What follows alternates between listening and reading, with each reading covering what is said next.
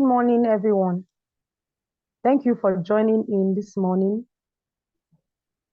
Today we'll be talking about a very interesting topic, which is about keratoplasty. To take us through this discussion is one of the members of the academic committee, Dr. Ummulkhair Adetunji. She'll be taking us through indications, and also she will discuss the various types of keratoplasty. Please, you can go ahead. Thank you very much. Good morning, respected senior colleagues and colleagues. My name is Dr. Ummulkhair Adetunji. This morning, I'll be answering the question which says, what are the indications for keratoplasty? Discuss the various types. I'll be doing so under the above outline as shown: the introduction, the historical perspective, the relevant anatomy, indications, types of keratoplasty, the procedure, complications, follow-up, prognosis, conclusion, and references.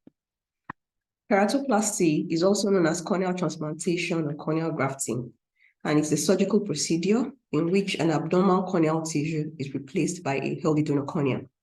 It is said to be the most successful organ transplantation technique in the human body, and this is due to properties of the cornea. The cornea is said to be devoid of lymphatics and blood vessels, thereby minimizing the risk of graft rejection. Since corneal transplantation was introduced in the 1906, it has undergone significant evolution and a significant modification. So talking about the history, the first mention of corneal transplants was in animals, and this was in the 19th century by K. Himley, and he suggested replacing the opaque cornea of an animal with the clear cornea of another animal. By 1824, the term keratoplasty was coined by Registrar, and was the one who suggested replacing the opaque cornea of humans with clear cornea of an animal. By 1906, the first successful corneal transplantation was performed by Edward Zirim, but especially particularly in the patients with alkaline bones. And since then, this procedure has undergone significant evolution. Also, it is also important to talk about high banking. The first high bank established was in 1944 by Townley Patton, and this was actually a means of providing corneal tissue for corneal transplants. Also, we also have high bank in Nigeria. Actually, this was it was established as a joint project of the Ophthalmological Society of Nigeria and the Federal Nigerian Society for the Blind. And this was actually signed into law on the 5th of May, 1973 by General Yakubu Gowon, who was the then president of the Federal Republic of Nigeria. However, despite its approval in 1973, the center did not begin to operate or function until in the year 2003-2004. And very recently, there's now an active or massive campaign for corneal transplants in Nigeria. The cornea is described as a transparent front window of the eye. It's an avascular structure, and it forms 1/6 of the outer coat of the eyeball. It has certain dimensions, but on the average, the corneal diameter horizontally is about 12 millimeters and vertically 11.5 millimeters. Also, the thickness of the cornea is it varies from central to the periphery. The central corneal thickness has an average diameter of about 560 micrometers. However, on the average, it is taken to be 540 micrometers, and the thickness is thicker towards the periphery, reaching as high as 600 micrometers. Also, the total refractive power of the eye. The cornea has a very high refractive power. It contributes about 1/3 of the dioptric power of the eye, giving us about +42 dioptric power. The cornea is made up of the following layers: the epithelium, the epithelium, the Bowman's layer, the stroma, the descent membrane, and the endothelium, as shown above. The epithelium is made up of the epithelium is made up of about 6 layers of cells. We have the basal columnar cells, which are attached to the underlying basement membrane by hemidesposomes. We also have the wing cells, about 2 to 3 layers of wing cells. And next to this are the superficial surface cells.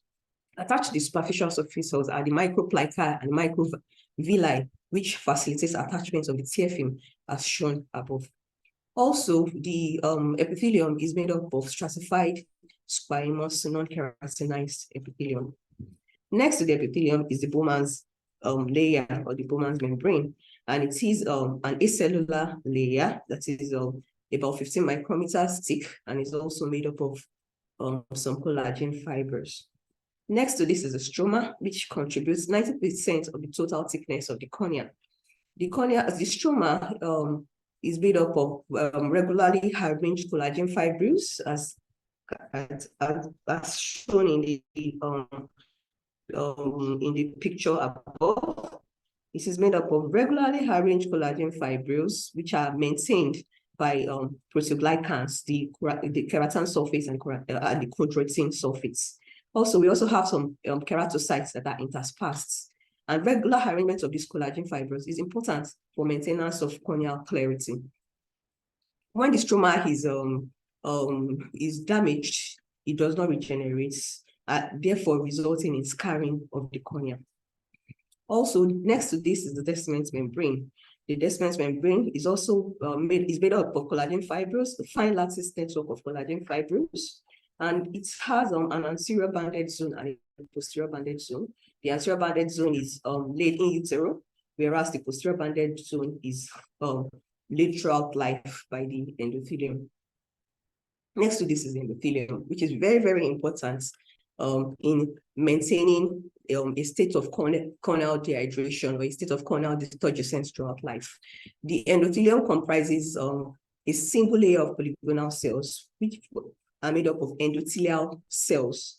These endothelial cells are very, very important in maintaining corneal dehydration throughout life by pumping excess fluid out of the stroma. The endothelial cell, normal endothelial cell count is about 3,000 cells per millimeter squared, and this decreases with age at the rate of 0.6% per year. And so, elderly people with aging, there's usually loss of the endothelial cell, such that the remaining cells enlarge to fill up the space.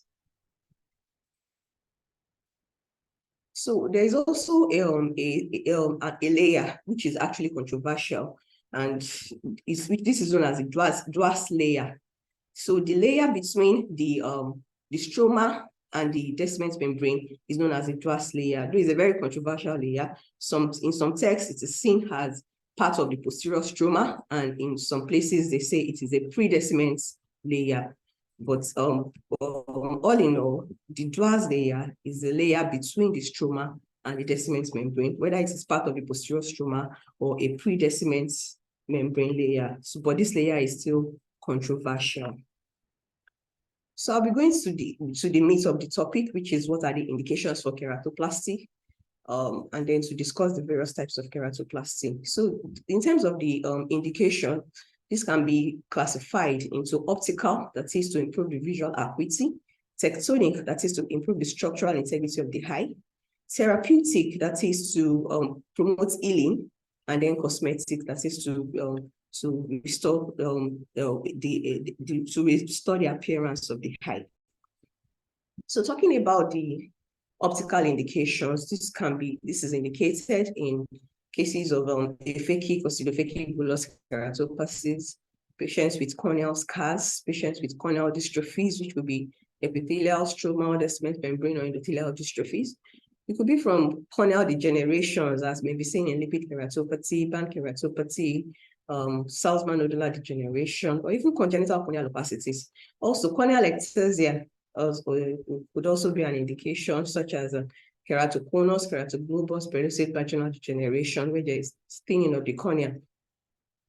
For the keratoconus, there is a central or paracentral stromal thinning. In keratoglobus, there is a generalized thinning of the cornea, and in pellucid vaginal degeneration, there is peripheral thinning of the cornea, usually in the inferior cornea.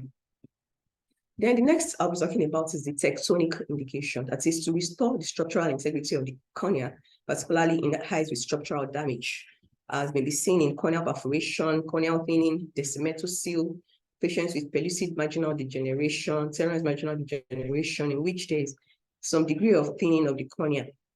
Then also, this could also be indicated in Morin's ulcer, where there is a peripheral corneal thinning.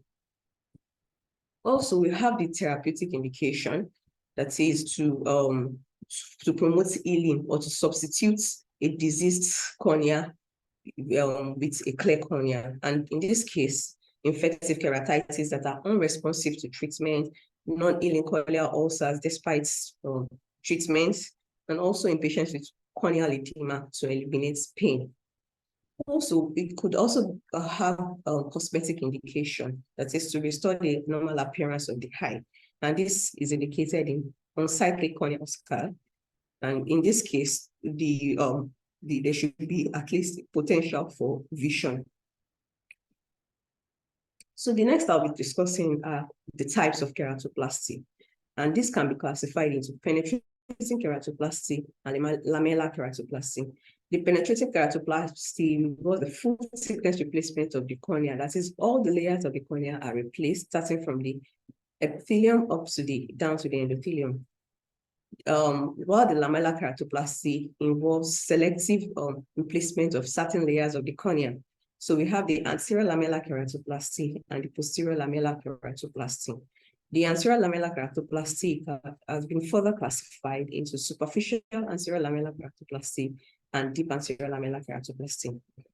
For the superficial anterior lamellar keratoplasty, it involves removal of the anterior layer, replacement of the anterior layers of the cornea up to the superficial stroma or mid stroma, whereas the deep anterior lamellar keratoplasty involves replacements of the cornea up to the entire stroma is replaced. And for the posterior lamellar keratoplasty, this involves replacement of the descent membrane and the endothelium. And this includes the descent stripping endothelial keratoplasty, the descent stripping automated endothelial keratoplasty, and the descent membrane endothelial keratoplasty. So for the penetrating keratoplasty, just like I said, it involves the full thickness replacement of the diseased cornea with a healthy donor cornea, and all the layers of the cornea are replaced. It has the longest healing time and has a higher risk of graft rejection when compared with other types of keratoplasty. And it is commonly indicated for combined pathologies, that is, pathologies involving both the stroma and the endothelium. So in performing the penetrating keratoplasty, it is important to determine the graft size. The graft size can be determined preoperatively using the slit lamp, using the beam, the slit beam of the slit lamp to measure the size of the corneal pathology. Then this can also be done operatively while the patient is in theater. You can place some trephines of different sizes, and these are pictures of the trephines. So trephines of different sizes can be placed on the diseased cornea to measure the size of the grafts, to determine the size of the proposed graft. Then it could also be measured with venous caliper. The area of corneal pathology can also be measured with a venous caliper. Then the ideal size of the corneal graft should be about 7.5 millimeters.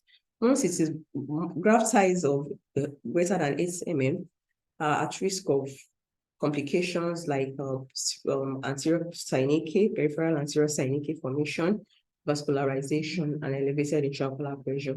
And graft size of less than 7.5 mm are at risk of high astigmatism due to maybe excessive suturing of the cornea.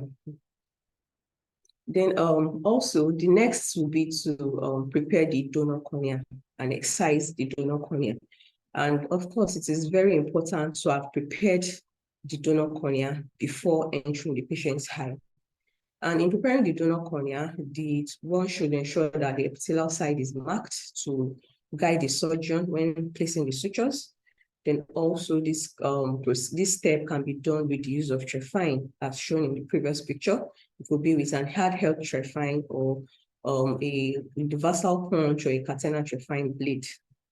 And a corneal button, the previously excised sclerocorneal button is trephined such that the endothelial side is facing up and the endothelial side is down. So it should be done from the endothelium down to the epithelium.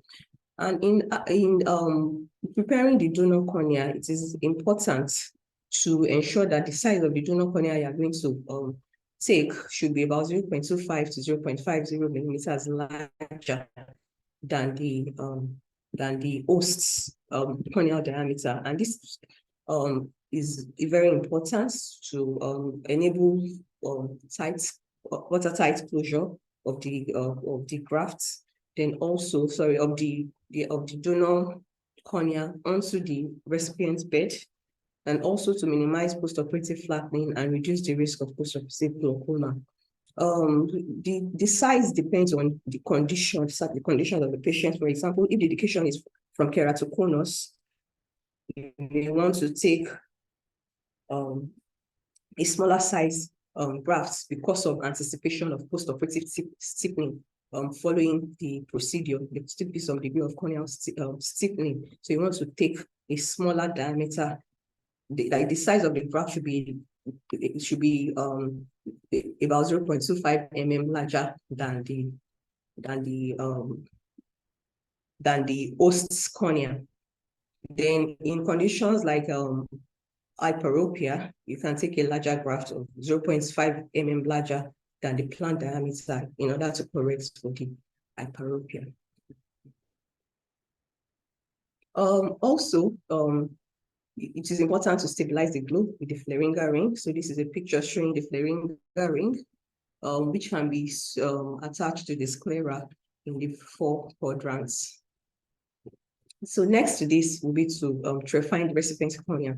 In trefining the recipient's cornea, one may need to put it to do a paracentesis, and then fill the anterior chamber with viscoelastic, then place the trefine vertically over the cornea. And in trefining, it is important to ensure that there's proper centering of the trefine. This is very, very critical in order to avoid eccentric trefination and its associated complications. Also, on placing the trefine on the recipient's cornea, a rotatory movement should be made in order to apply some pressure on the cornea in order to trefine the cornea. And then the area trefine should be 80% depth of the cornea. The next to this will be to make a controlled entrance and removal. Most surgeons prefer to make a gradual or a controlled entrance to the anterior chamber. Once 80% depth of the cornea has been entered with the trefine, then one can then make a vertical incision with a sharp blade in the area, in the trefined area, and then insert a corneal scissors to make a cut in the area that has been trefined. And this is used to excise the corneal button. However, these steps can be modified based on surgeon's preference. Some surgeons may omit the paracentesis, 100% depth with the trefine. However, this is dangerous. This is it should only be done in experienced hands, because this can lead to positive vitreous pressure that is whereby there's increase in pressure in the vitreous cavity, and then this can result in the forward movement of the iris lens diaphragm, and this can increase the chance of iris injury and lens injury. So the next step is to place the already prepared donor cornea on the recipient bed. Since the epithelium has been marked, this can actually guide the surgeon in identifying the epithelial side and the endothelial side. So the donor cornea is then placed on the recipient's bed with the endothelial side down, and then judicious use of viscoelastic material is very important at this step, and that's to keep so in order to prevent. Then after this, you want to suture the donor cornea onto the recipient's bed, and this is very, very crucial. And in suturing, you have to place the cardinal sutures first at 12 o'clock, 6 o'clock, 9 o'clock, and 3 o'clock respectively. And once the cardinal sutures have been placed, it gives a diamond shape as shown above. Then the surgeon can then continue with either continuous suturing or interrupted suturing. And then for interrupted suturing, the suture must be such that they are the next suture should be 180 degrees away from the previous suture. So also in suturing, like I said, it is one of the most crucial steps in order to maintain the graft and keep the graft in place. So the sutures must be equidistant. It must be 90% depth of the donor and 90% depth of the recipient. It must be about 1 mm long in the donor and about 1.5 mm long in the recipient. And then you also want to the sutures can be up to 16, and in large grafts it can even be more than that. And then prior to placing the last sutures, the final sutures, it is important to irrigate and aspirate the viscoelastic material as much as possible. And then you want to ensure that then you finish up the suturing, and then you want to ensure that all the knots are buried so that patients can be comfortable post-operatively. So the interrupted suturing has its own advantages and disadvantages. It is better in children because children are very active, and if one suture dislodges one way or the other or breaks away, at least the graft will still be intact. Then also, in cases of vascularized cornea, you want to use an interrupted suturing. But when the corneal graft has uneven thickness, then interrupted suturing may be more, maybe better in this case. Then there's less difficulty in placing or removing the sutures. Then also, you can also do selective removal of the sutures if it's an interrupted suturing technique. And the disadvantage is that it may promote more inflammation. For the continuous suturing, the advantages are that there's even tension of the grafts on the graft on the recipient's bed. There's even tension across the grafts. There's less inflammation, there's better wound healing, and the disadvantages are that it may be difficult, and then it cannot be selectively removed like the interrupted sutures. Then the other steps after suturing and the graft is in place, you want to do your Seidel test by instilling fluorescein in the eye to see if there's any wound leak at the graft host junction. And then also you want to inject, and if there is, you want to put additional sutures. Then also, you also want to inject your subconjunctival steroid and antibiotic combination, and then you may need to place a bandage contact lens on the cornea and then pad the eye for 24 hours. So this is a picture showing the run through of what is done in penetrating keratoplasty. So the advantages of penetrating keratoplasty is that it eliminates interface-related problems that may be seen in lamellar procedures. Then it has the ability to treat combined corneal pathologies, epithelial, stromal, and endothelial pathologies that can be combined with other surgeries like anterior segment surgery, cataract surgery, trabeculectomy. So this are some of the advantages. Then to the disadvantages, they include difficulty with determining the corneal curvature, the anterior corneal curvature. Also, the patients with ocular surface disease or neurotropic cornea, as may be seen in episymplex viral infection, perissodactyl viral infections, or diabetes mellitus. This kind of patients can have prolonged healing or persistent epithelial defects, which can predispose to wound breakdown. It could also become infected and resulting in serious complications. Also, they could have severe astigmatism. This kind of patients could come down with severe astigmatism, and they can have features of anisometropia, anisoconia, image distortion. They could even have monocular diplopia, and this may render a clear graft poorly functional. So first, postoperatively following penetrating keratoplasty, the high part should be removed. The visual acuity should be assessed. We want to assess the degree of pain. We want to check the grafts, the clarity of the grafts, the sutures, are they intact?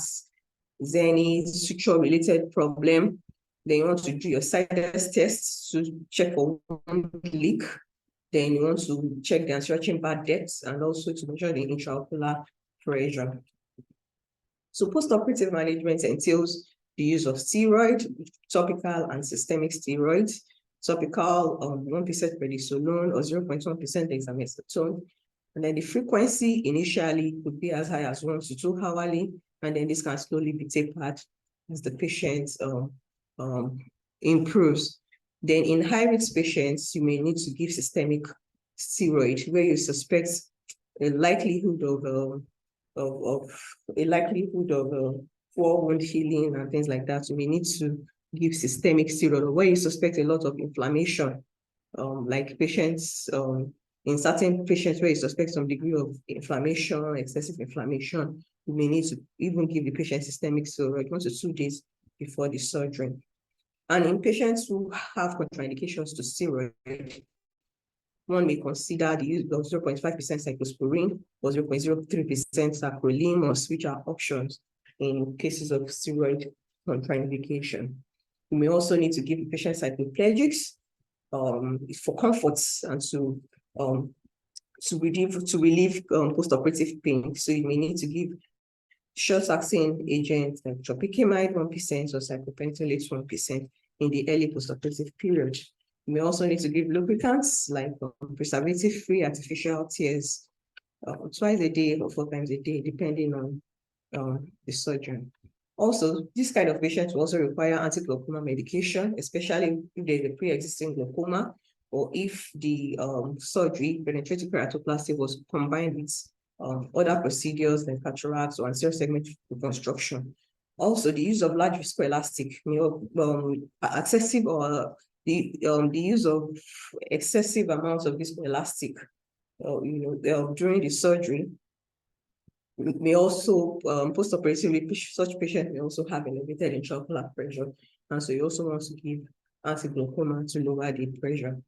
You may also need to give antimicrobial, for example, in non-healing corneal ulcers, bacterial, fungal, or hepatic keratitis. You may need to give systemic antibiotics. You also need to give topical antibiotics or even fortified antibiotics like tobramycin 1% of fevazoline. And the frequency will be between 30 minutes to 4 hourly, depending on the surgeon.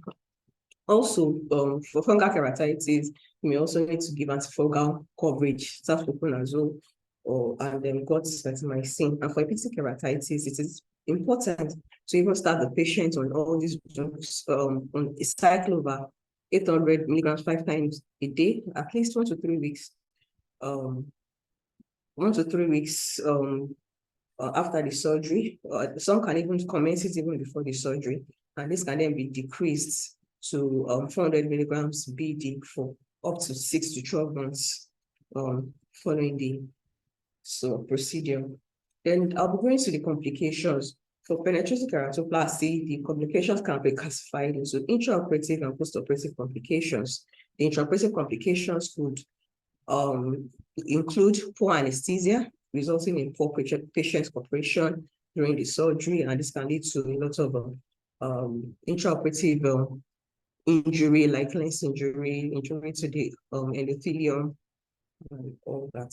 Then also there could be positive vitreous pressure from sudden entry into the anterior chamber. If you don't make a controlled entry into the anterior chamber, there could be a positive vitreous pressure, thereby pushing the iris lens diaphragm forward, increasing the risk of iris and lens injury. Also, trephination, trephining, we want to ensure that the area to be trephined is properly identified and trephined. Sometimes there could be improper trephination, whereby the surgeon trephines does not trephine the proper area. So this can also be a complication. Also, there could be poor placement of the grafts on the recipient bed. There could be damage to the donor tissue from inexperienced hands. Well, there could be poor handling of the tissue, causing damage to the donor tissue. And like I said, it could be trauma to the lens and the iris. And also during suturing, there could be some degree of iris incarceration in the wound. And post-operatively, the complications include shallow or anterior chamber and wound leak. They could have suture-related problems, hyphema, they could be primary graft failure, high or low intraocular pressure. Then for the late post-operative complications, patients come down with astigmatism, which can result in anisometropia, anisoconia, image distortion, and even monocular diplopia, which can render the grafts poorly functional.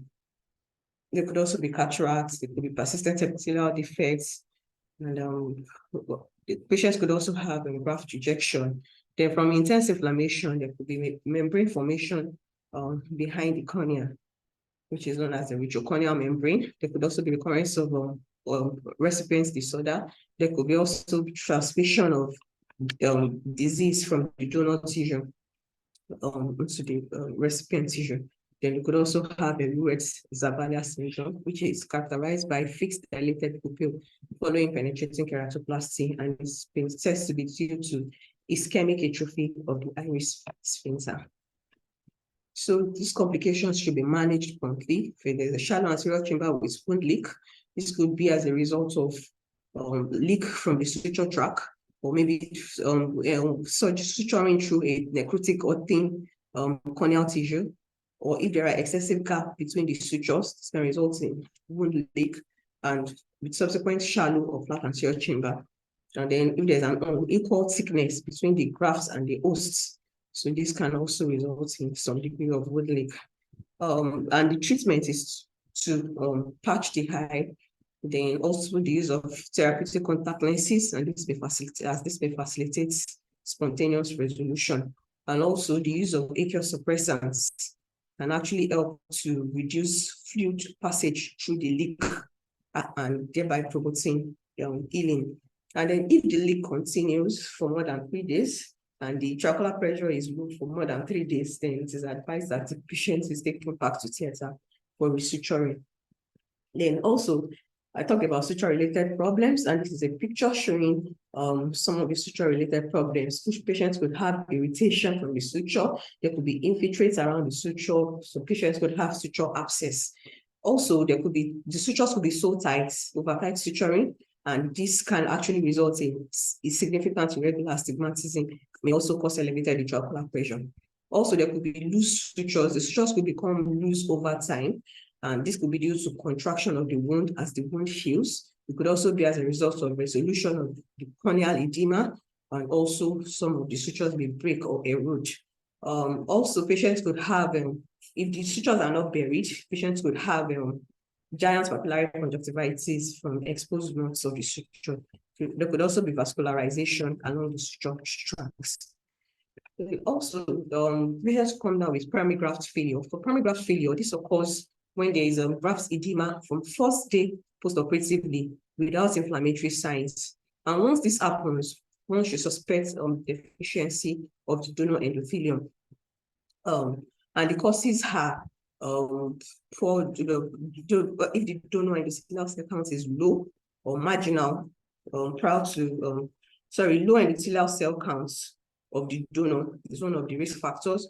Also, if there is a prolonged tie between death and enucleation, it is said that it is advised that once a patient gives consent for corneal donation, the cornea should be the high should be harvested within 12 hours. Although some they still allow up to 24 hours. So within 24 hours of death, the tissue should be ablation or by excision, in tissue excision of the scleral ring. And between death and enucleation is more than 24 hours. That cornea may not be suitable for penetrating keratoplasty and so may result in primary graft failure. Also, in inexperienced hands, poor handling of the donor tissue intraoperatively may cause some degree of endothelial injury that may make the patient come down with primary graft failure postoperatively. It's possible 30 minutes, 1 hour until the curve. And this can then be modified or the frequency can subsequently be reduced as the edema resolves. Then also, it could be incarceration of iris in the lumen margin, and this should be addressed promptly. If this is seen, it should be addressed promptly. The patient should be taken to theater for iris repositioning. This could be a needle-disease. Also, if it is not addressed, it can also result in anterior synechial formation, and it increases the risk of graft rejection, glaucoma, or graft failure. Also, persistent epithelial defects is also one of the complications, and this should actually heal within 7 to 14 days. If it doesn't, then patients could come down with irreversible scarring and ulceration. And the risk factors for this include age. With increased ages, there may be poor wound healing or reduced corneal sensation, and this can actually result in persistent epithelial defects. The treatment for this is to do a lot of lubrication. The use of bandage compactness may also help, and then also the use of punctal occlusion with plugs. And in difficult cases, patients may require a temporary or permanent lateral tesserography. Then for elevated intraocular pressure, just like I said, it is important to give an IOP lowering medication following the procedure. The causes of elevated intraocular pressure include pupil block, malignant glaucoma, hemorrhage of pigment, blocking the trabecular meshwork, overtight suturing. All of these are causes of elevated intraocular pressure following penetrating keratoplasty. And elevated intraocular pressure occurring like weeks or months after the procedure, then one should suspect steroid response, and the steroid should be withdrawn slowly, and immunomodulators may be introduced. Then also there could be recurrence of the primary disease of the patient. For example, in patients with keratitis, fungal, bacterial, or viral keratitis, this would actually recur in the grafts in the early postoperative period. Also, in patients with dystrophies, corneal dystrophies, this can actually recur like a year or more after the initial procedure. And this is a picture showing recurrence of corneal dystrophy following penetrating keratoplasty. Also, there could be secondary graft failure. And in this case, patient comes down with corneal edema months or years after penetrating keratoplasty, unlike the primary graft failure, where the corneal edema is seen from first day postoperatively.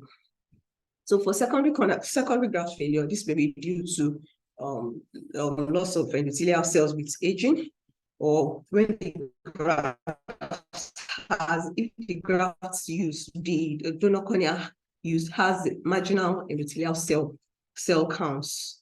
Over time, this becomes lost, and then patients may then come down with secondary graft failure. Then also, one of the factors that can actually increase the risk of graft failure may be due to placement of anterior chamber intraocular lens that are poorly designed or improper placement of lens during cataract surgery. And as such, these patients may require an intraocular lens exchange at the time of penetrating keratoplasty.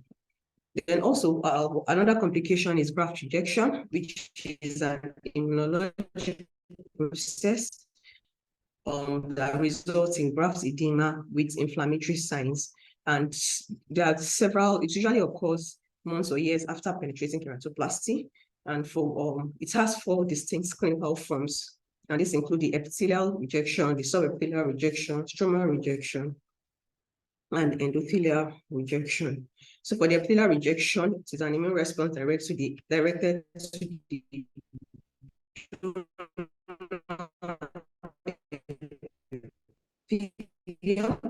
as shown in this line on the slide, and then it is usually seen here, and this advances so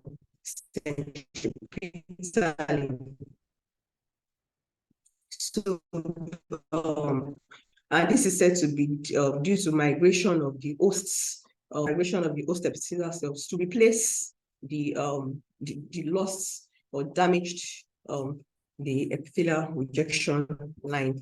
We also have subepithelial rejection, which is characterized by the appearance of subepithelial infiltrates described as crackma spots, and may be asymptomatic initially, but as it progresses, patients could present with glare and reduced vision. And in atypical cases, may be accompanied by some degree of anterior chamber inflammation. Also, it could also come down with stromal rejection. This is a picture showing both subepithelial infiltrates and stromal infiltrates.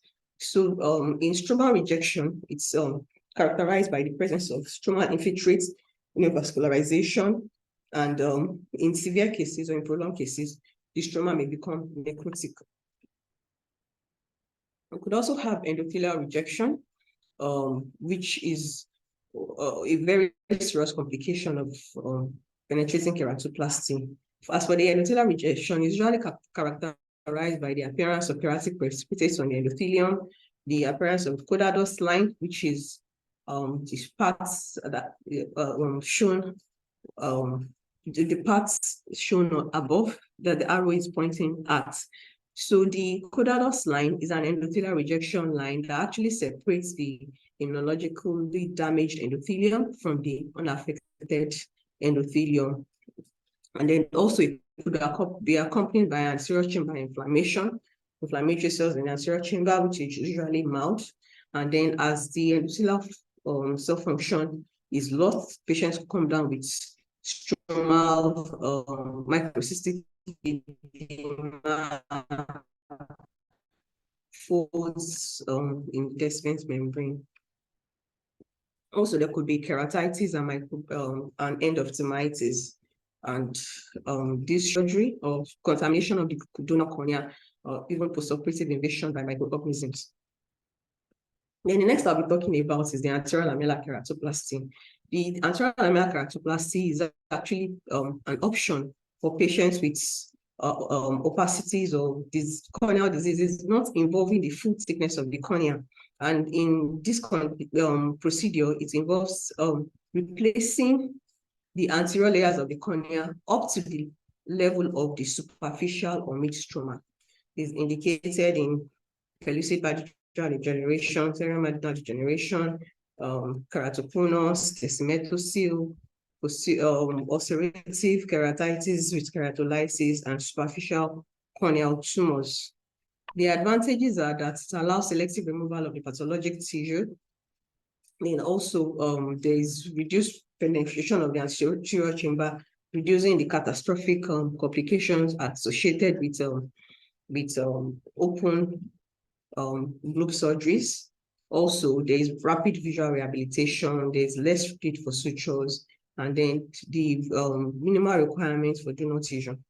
The disadvantages include it's technically demanding, it is time consuming, patients could have regular or significant regular astigmatism, Then this procedure is associated with a lot of interface-related problems. The interface may be irregular, there could be debris at the interface between the graft and the host. There could be pacification and vascularization at the graft-host interface. And then stromal rejection is still possible because there's selective removal up to the level of the mid-stroma. So patients will still come down with epithelial, subepithelial infiltrate, and stromal rejection. So these are the complications, just like as they mentioned, interface-related problems like which I've mentioned. Also, they could come down with graft rejection, epithelial, subepithelial, and stromal rejection. But this can actually be managed with the use of steroid. The next I'll be talking about is the deep anterior lamellar keratoplasty. For the deep anterior lamellar keratoplasty, it involves removal of the entire layer of the entire stroma.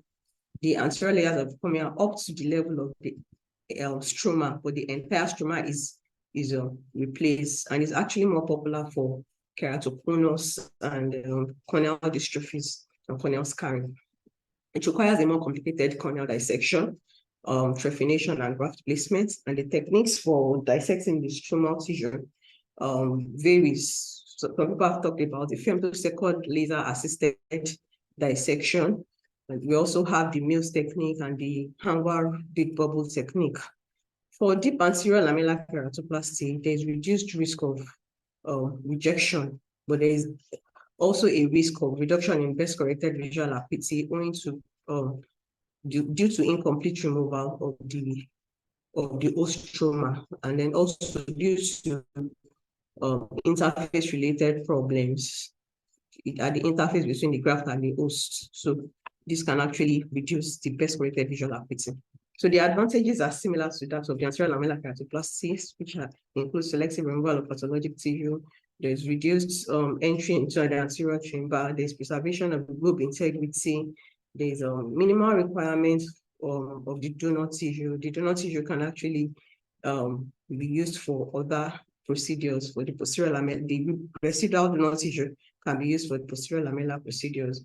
Then less need for sutures, and the sutures can be removed early because the globe integrity is still preserved, and there is less chance of graft rejection, though it's still possible. The risk is less when compared to the anterior lamellar keratoplasty.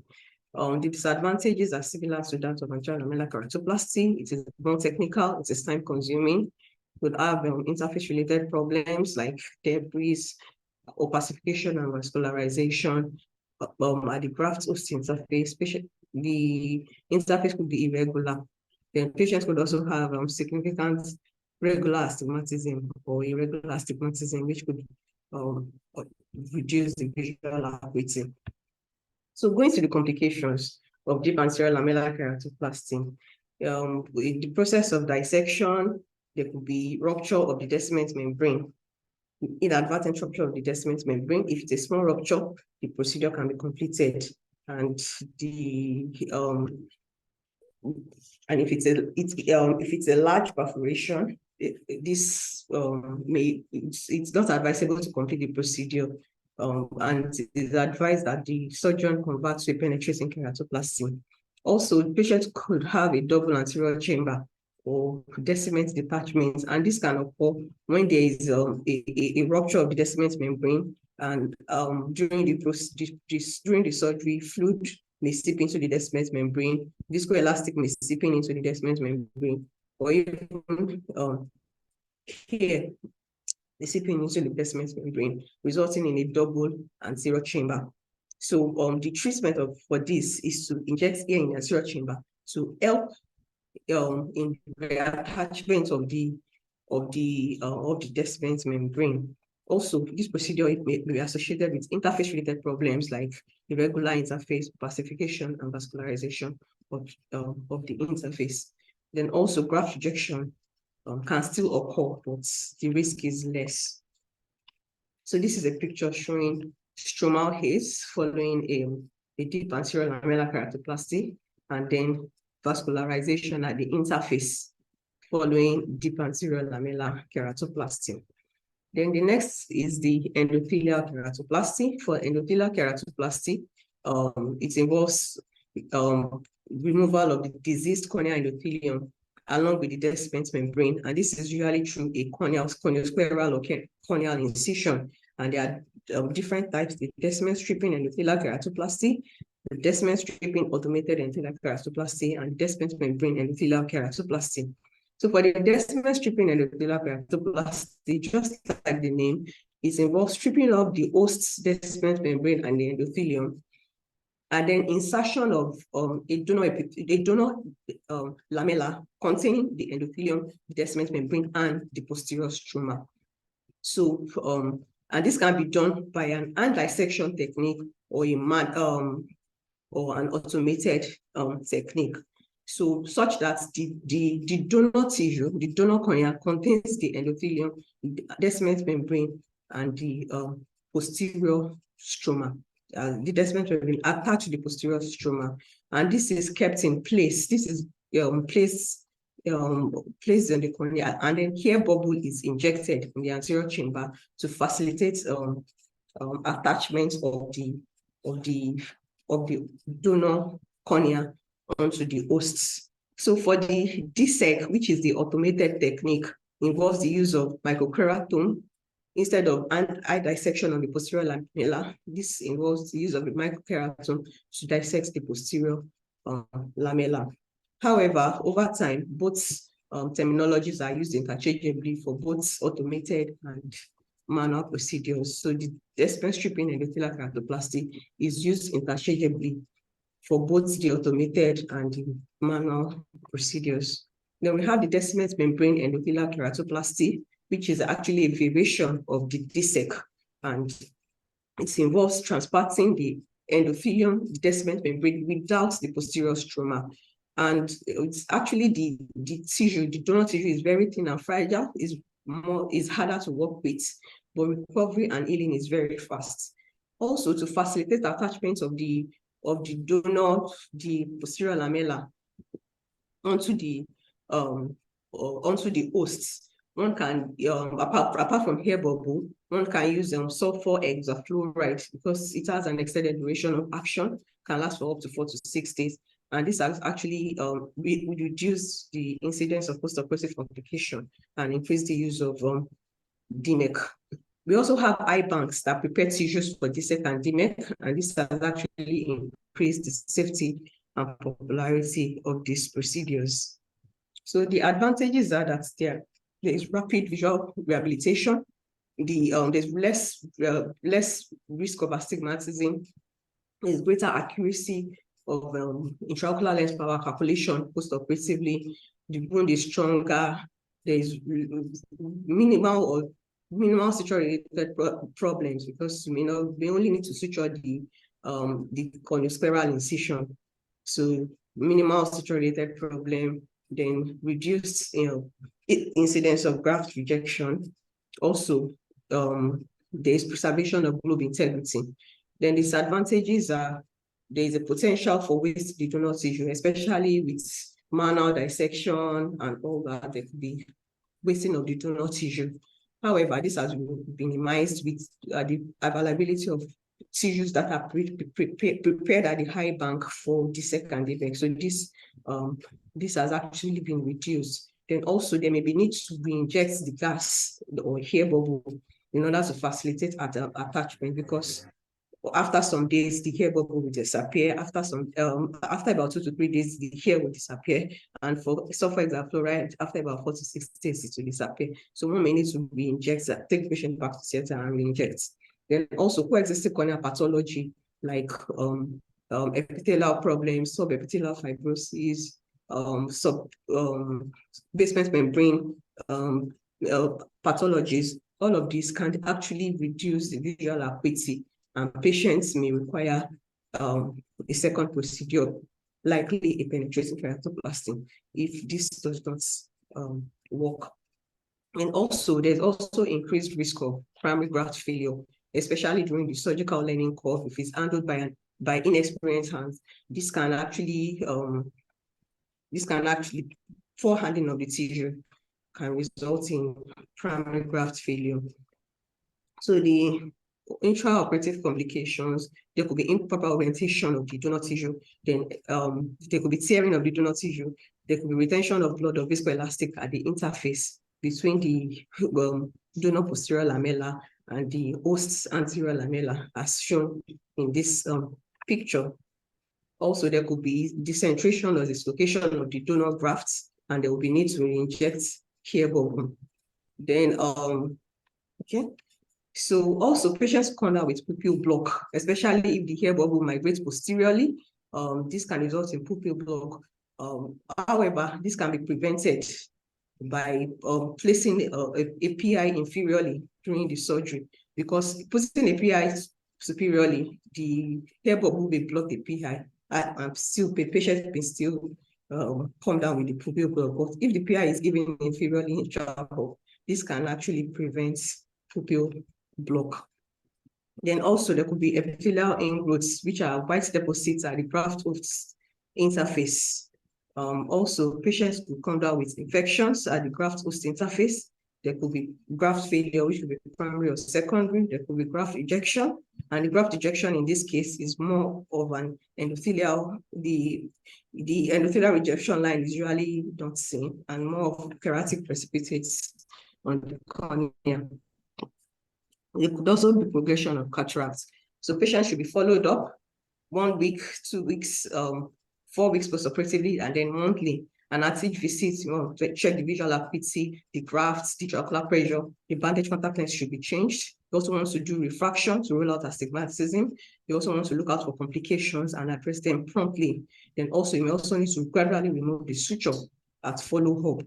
And by 6 months after the procedure, also all the sutures can be removed. Then there are certain contraindications, the absolute and relative. If the visual acuity is still perception of light, this is an absolute contraindication. And the relative contraindications are advanced dry eye, because they can have persistent epithelial defects, and this can actually affect the outcome. Also, stage 4 chemical eye injury, and patients with serious staphyloma, but there is protrusion of the uvea through a defect in the cornea. A defect in the cornea. So this, the integrity of the anatomy of the eye would have been distorted, and this could be a relative contraindication. Also, if there is an underlying retinal detachment, this could also be a relative contraindication. So the prognosis of corneal transplant depends on the availability and the quality of the corneal tissue that is available, and actually it also depends on the skill of the surgeon in performing the procedure, as well as prompt management of complications should they arise. In conclusion, keratoplasty has undergone significant evolutions. It started in 1906, and wherein the old cornea was replaced, and then to recent developments that involve selective replacement of diseased corneal layer. And the newer procedures help to maintain structural integrity and avoid catastrophic complications associated with open globe surgery. It is therefore important to have a functioning eye bank in Nigeria, as well as encourage corneal donation as much as possible in order to reduce the impact of visual impairments and blindness from corneal pathologies. These are my references. Thank you for listening. Thank you very much, Dr. Ummulkhair, for this wonderful presentation. I didn't want to stop you in between so that we don't have to divide this lecture into two. So thank you very much. I want people to ask their questions, but already in the chat, you have a question already. So let's quickly go to the question series, and then once you answer that question, Dr. Ifeanyi's hand is up. You can go ahead and unmute. Can you see the question in the chat? Not yet, please. Okay. I saw it earlier, but right now. Okay, yes, that do you for dark deep anterior lamellar keratoplasty, do you remove the entire stroma, or you leave the posterior stroma in situ? Okay, so for deep anterior lamellar keratoplasty, we are removing the entire stroma. Whereas in anterior lamellar keratoplasty, we are removing the superficial or We are removing up to the superficial or mid-stroma. So that's the difference between the two. In anterior lamella, you are removing the superficial layers of the cornea up to the level of the anterior or mid-stroma. Whereas in deep anterior lamellar keratoplasty, you are removing the entire corneal stroma. The anterior layers up to the entire corneal stroma. Okay. All right. Dr. Oji, please, you can unmute yourself. Good morning, ma'am. Thank you very much for your presentation. I want to know what trephination means. Then, what did you? Trephination, ma'am. Trephination, okay. Okay, so then when you talk about absolute contraindication of penetrating keratoplasty, I was thinking that since some of the indications for keratoplasty include tectonic and cosmesis, no light perception. I was thinking that in some conditions where you may want to be for cosmetic reasons, there might not be need for the no light perception will not fall under an absolute contraindication. Thank you very much. Okay. Thank you for the question, Dr. Ifeanyi. So trephination is the process of removing, placing an instrument known as the strepfine on the cornea and removing the cornea. It's like a way of getting the cornea you want to strepfine, as in getting the cornea you want to, the donor cornea, and then also the recipient cornea you want to remove, you need to trepfine it, like making a incision on the cornea, but it cannot be done anyhow. It has to be done with specialized instruments known as the trepfine. So it's placed on the cornea and then used to make your incision on the cornea in order to have a smooth edge of the cornea. So you can use it to trepfine the host cornea. You can use your trepfine to make the incision on the host cornea. You can also use it for your donor cornea. The donor cornea that has already been harvested, you can use that instrument known as the trepfine to determine the size of the graft you want to take, and then use it to make a fine or a smooth cut of the cornea. So that's what trephination is all about. Then about the absolute and relative indication, keratoplasty is corneal is a very expensive procedure, and then the availability of donor cornea is also a challenge. So yes, one of the indications is for cosmesis. But for it to be cost effective, it's actually there are other things you can do for unsightly corneal scars that are not keratoplasty. You understand, like corneal tattooing, and use of artificial eye and things like that. So for you to go for keratoplasty, one of the absolute contraindication is NPL, when the visual acuity is no perception of light. And this is because it is, for it to be cost effective, at least the patient should be able to see following the procedure. So nil perception of light is an absolute contraindication. Thank you. Thank you. Minimum endothelial cell count for keratoplasty. Okay, so the minimum endothelial cell count for keratoplasty, it must be more than 2,000 cells per millimeter squared. However, for anterior lamellar procedures, if you are going to use the minimum is 2,000 cells per millimeter squared. However, for anterior lamellar procedures, even though the endothelial cell count may be less, you know, you are just taking the anterior layers of the cornea, so you can still be used. Even with endothelial cell count of less than 2,000 cells per meter squared, you can still use it for anterior lamellar procedures. However, in the presence in patients with endothelial cell count of more than 2,000 cells per meter squared, you can use those, even though they may have anterior stromal opacities, you can still use those tissue for posterior lamellar procedures. I don't know if you get the explanation. Dr. Anatu, is that fine? So the minimum is 2,000 cells per millimeter squared. However, you still need to consider certain factors. If it's a penetrating keratoplasty, it's 2,000 cells per millimeter squared.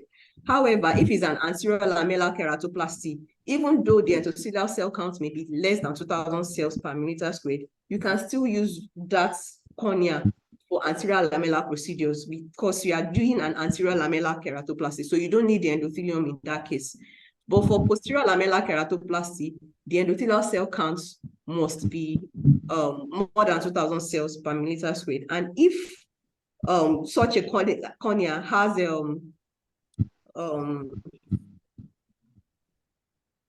so yes, I think ma'am. Yeah, okay, thank you. So please, someone needs more clarification between graft failure and graft rejection.